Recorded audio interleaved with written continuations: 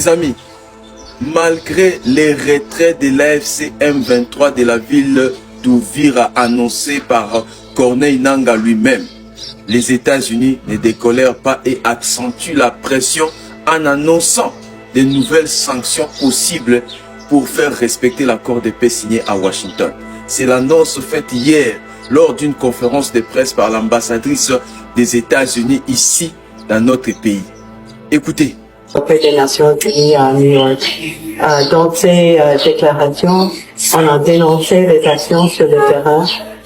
On a dit clairement que nous voulons que le Rwanda respecte ses engagements pris avec le président Trump à Washington le 4 décembre. Et nous respectons le droit de la RDC de défendre son territoire et d'inviter les forces burundaises aussi de travailler à son côté. Donc, c'est ça notre réaction. Voilà. Et l'intégralité de ce qu'a dit l'ambassadrice des États-Unis nous a été rapportée par la radio Okapi. Lisons.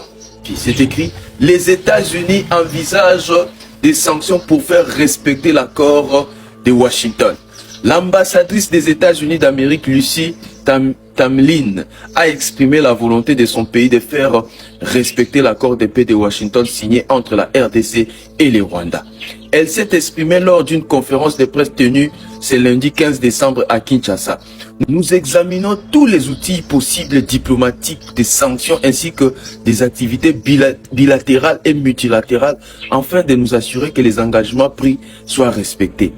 La diplomate américaine a également fait part de la déception de son pays face à la reprise des violences dans l'est de la RDC survenue au lendemain de la signature de l'accord de Washington en pointant la responsabilité du Rwanda.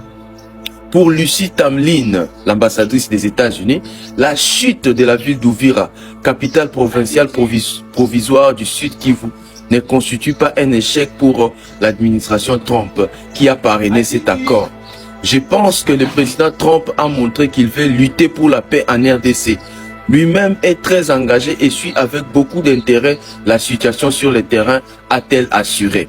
À travers leur ambassadrice, les États-Unis d'Amérique ont lancé un message de paix et d'espoir aux Congolais à un moment où la ville d'Uvira vient de tomber entre les mains des rebelles de l'AFC M23.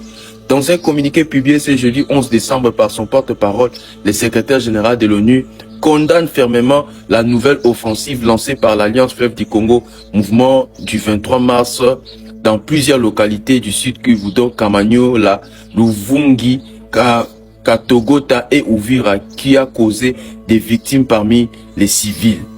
Voilà, donc les taux se resserrent autour de Rwanda.